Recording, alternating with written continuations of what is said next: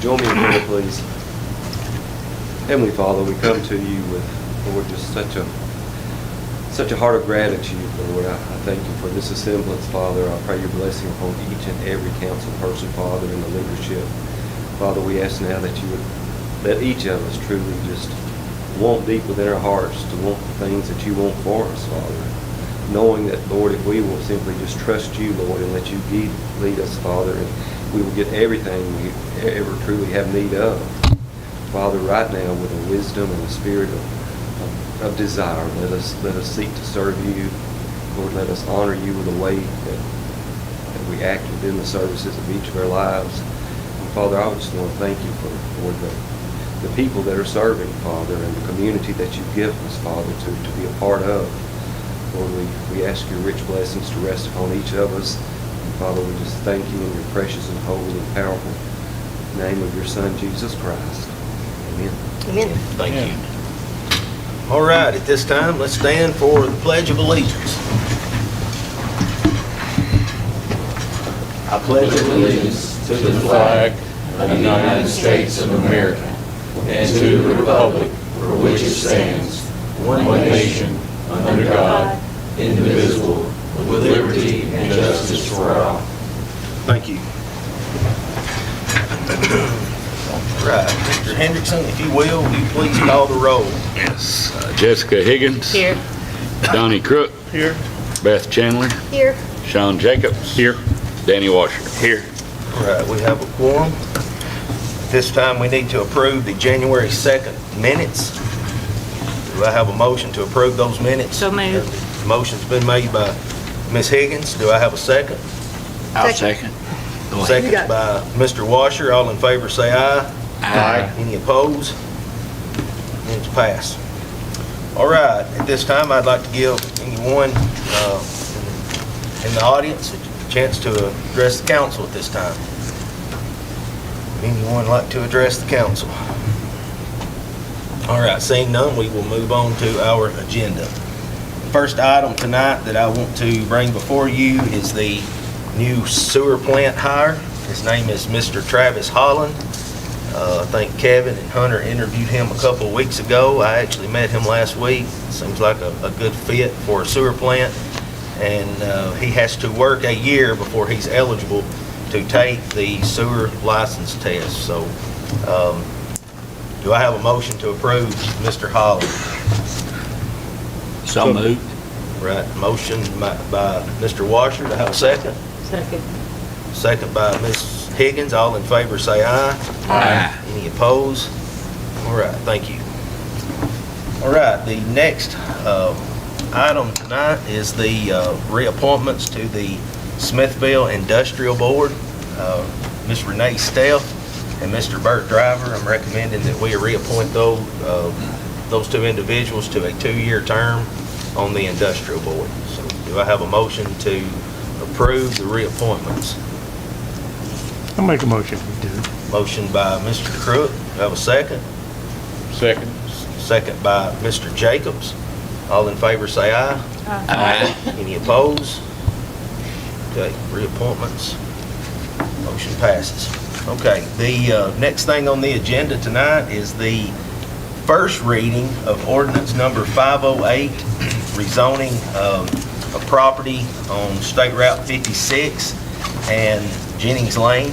It's a corner piece of, it's a corner parcel, and it is, actually the Planning Commission recommended this to the board, and they are asking it to be made from residential to commercial. So, Mr. Hendrickson, you want to read that ordinance? Yeah, this is ordinance number 508, an ordinance to amend the official zoning map of the city of Smithville and since submitted to change the zoning classification of the Buchanan property located on State Route 56 from R1 to C1.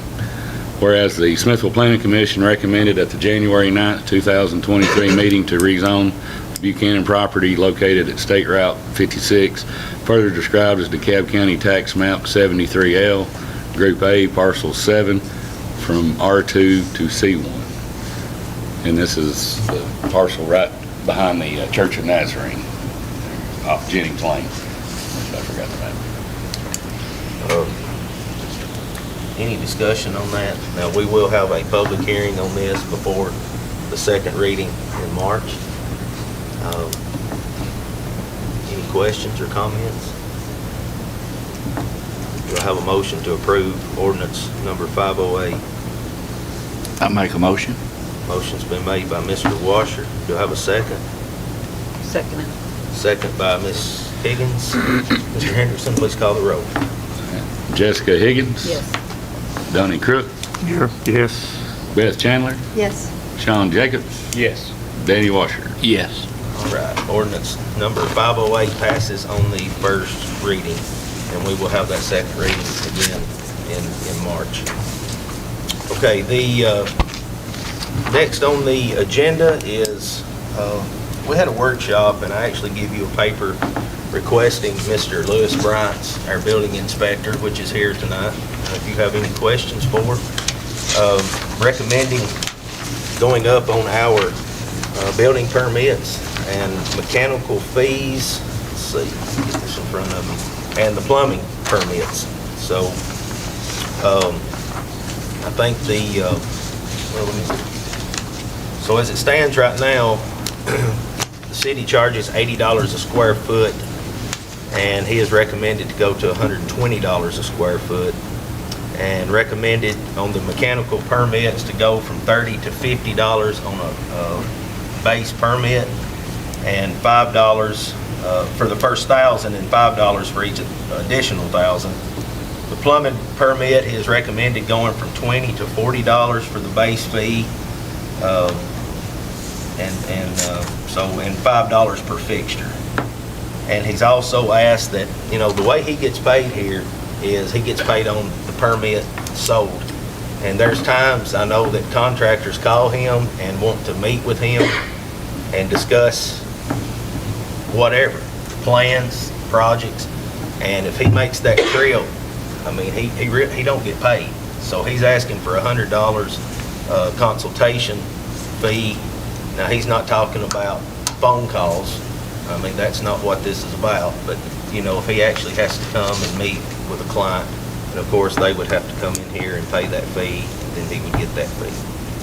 So, is there any questions for our building inspector or on this ordinance?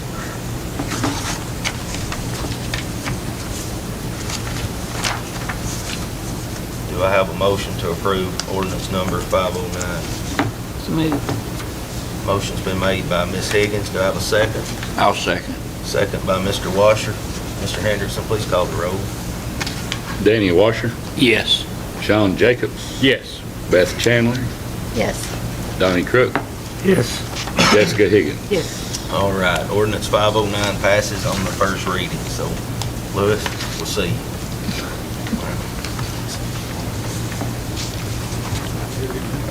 We don't have to pay him $100.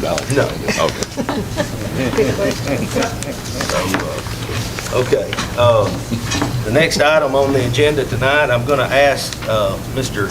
Daniel Tribble to come and update us on some grants and also talk about our sewer pumps that we're thinking about purchasing.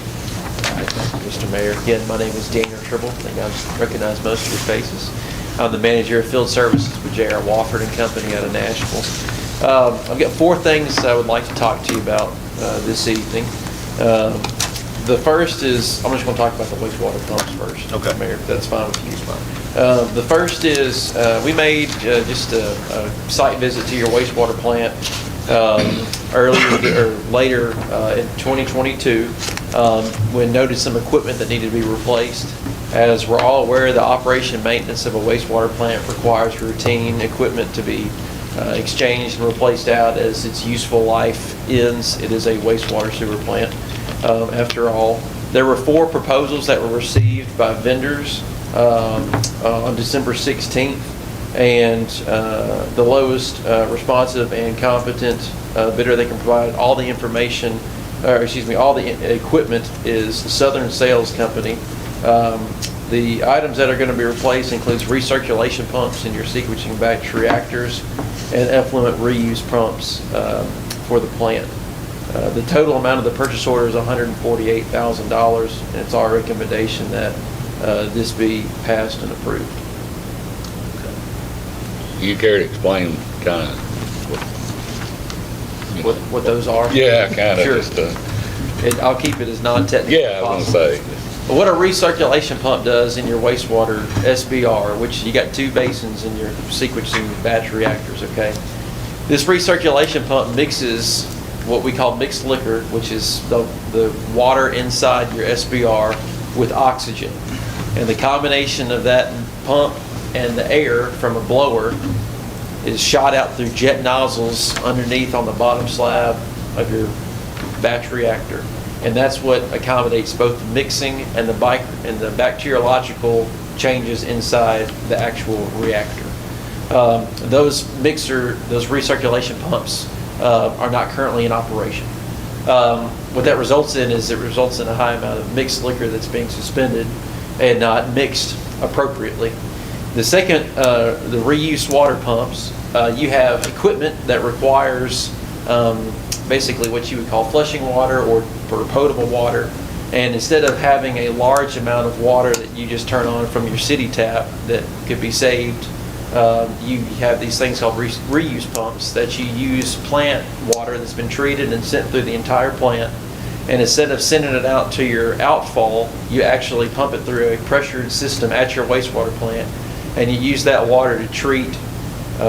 You use that water for your equipment that needs it, or you have yard hydrants if you got to spray down something. There's multiple uses that the wastewater operators can use it for. But those 2 are the biggest items on the equipment list that's going to be replaced. Thank you. Well, I definitely think it's needed.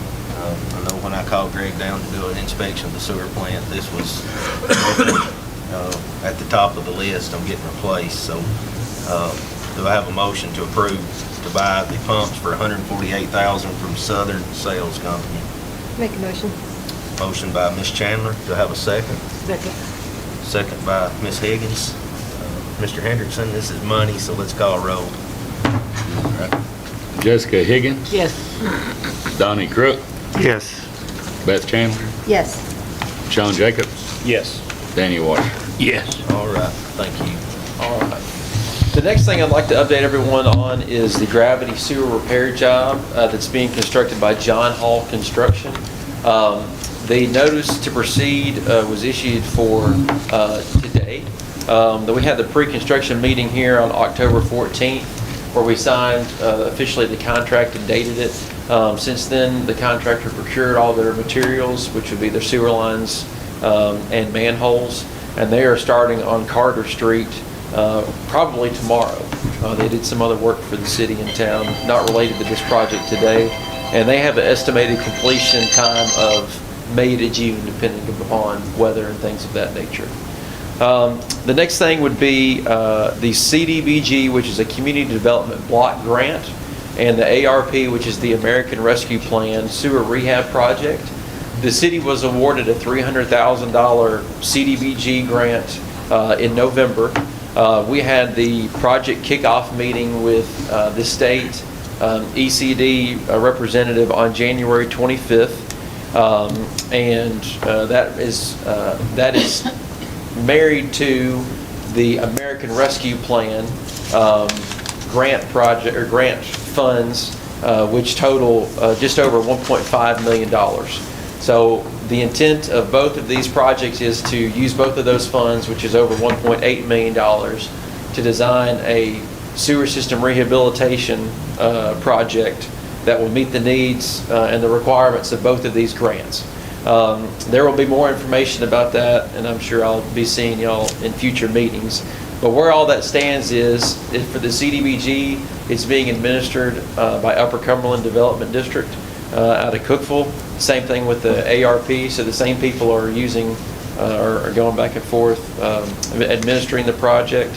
And we have to get the contract signed for the ARP with the state, and then the environmental clearance is being completed by Upper Cumberland Development District for the CDBG. Both of those projects are well underway. Are there any questions over either one of those two jobs? The last thing I'd like to talk about is something that Kevin Robinson has brought up to our attention. In a typical sewer system, what you have is you have houses that discharge through plumbing to a gravity line, which flow through manholes that go to pump stations, which ultimately end up to your wastewater plant.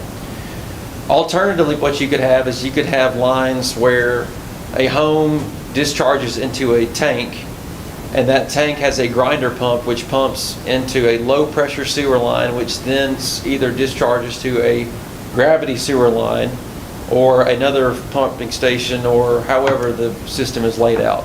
We call that a step system, which is a septic tank effluent pump system. And there's some other technical terms, but that's how most of them are called. These systems are not recommended for cities that have central wastewater collection systems like the city of Smithville does. Y'all have manholes, y'all have gravity lines, y'all have pump stations to take all this wastewater and get it to your plant and treat it there.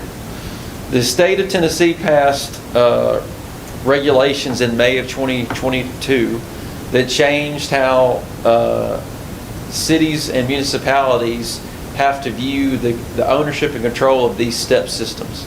And I'm going to read this verbatim. It's only one sentence, but it states, low pressure pumps, low pressure tanks, septic tank effluent pumps, or step tanks, and septic tank effluent gravity tanks are integral to the treatment and conveyance of sewage in a low pressure system design, and shall be owned or under control of the municipality, other body of government, public utility district, or a privately owned public utility demonstrating lawful jurisdiction over the service area.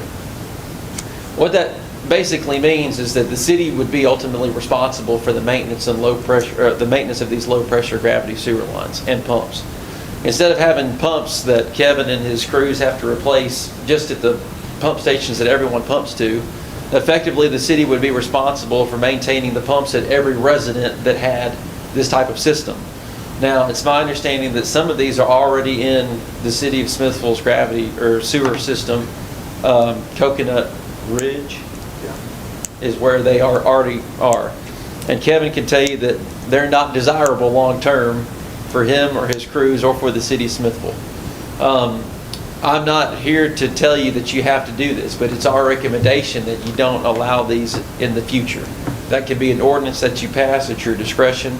I'll be more than glad to talk to y'all about it in greater detail if desired. But I wanted to make y'all aware of a law change that ultimately y'all would be responsible for if these are allowed to be developed at future locations throughout the city. That's all I have. I'll be glad to answer any questions that you may have over that or other items.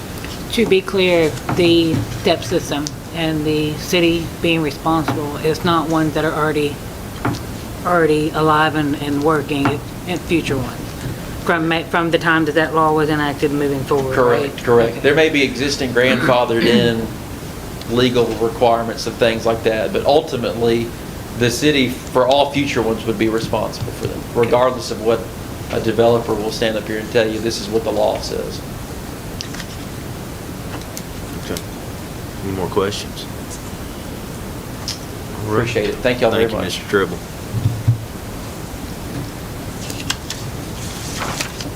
We'll talk more about that too, because I would like to see that in ordinance probably next month. So we'll be talking. Okay, save the best for last. Mr. John Poole.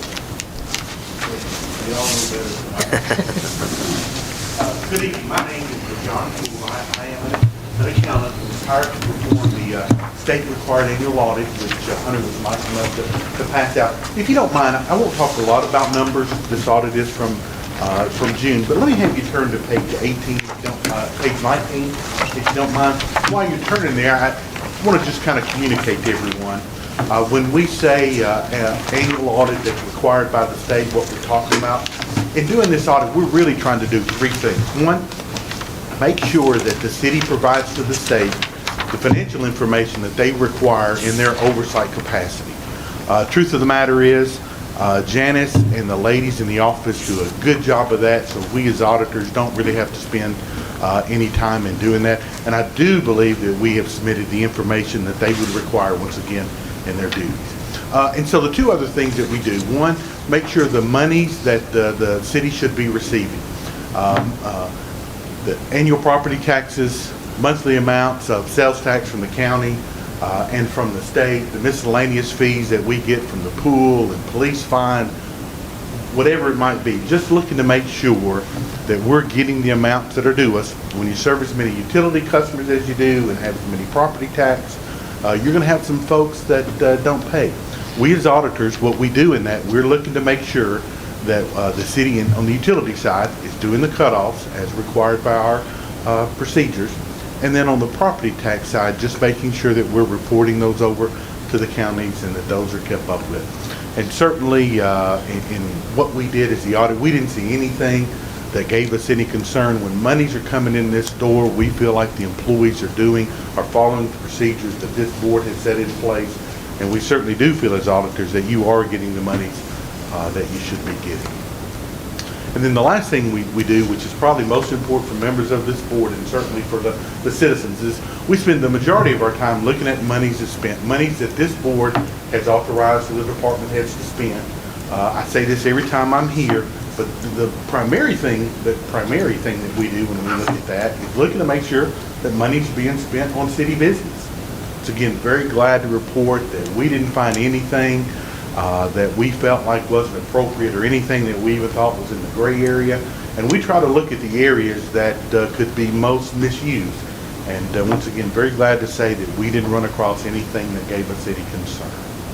And that'll be the most important thing I'll say. So if you don't mind, I want to talk about numbers, even though I know in past meetings, Janice, you guys talk about monies.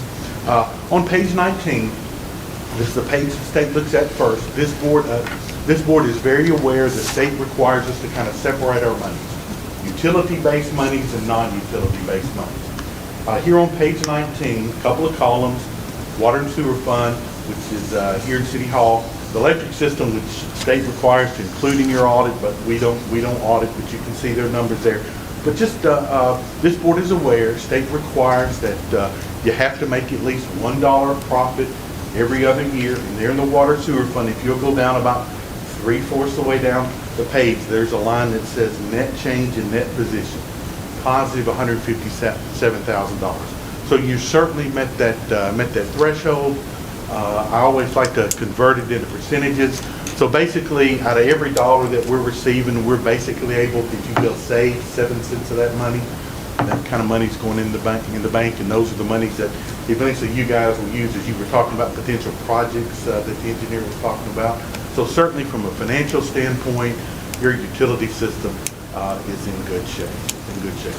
One more numbers page, and I'll stop at it. Just back a couple pages to page 16. And this will basically be all of the non-utility, all of the non-water and sewer funds. Once again, there's 2 columns here. The big set of money is general fund, and then the police chief has a small amount of drug fund.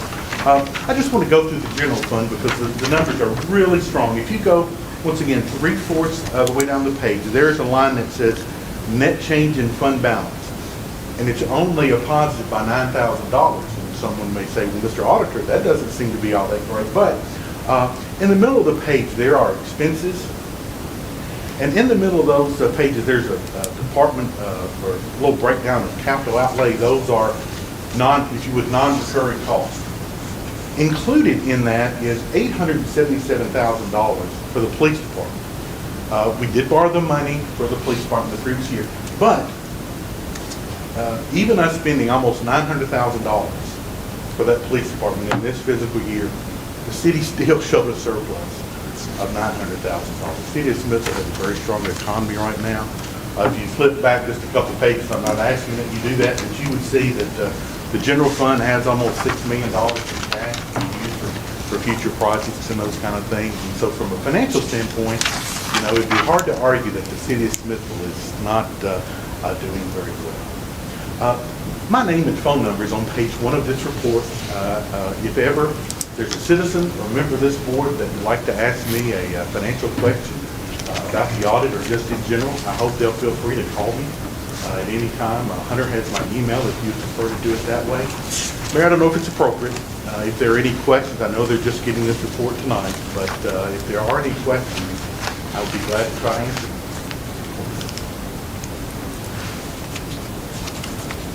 Anybody got anything? All right. Thank you. Mr. Poole, thank you. Thank you for letting me. Thank you. All right.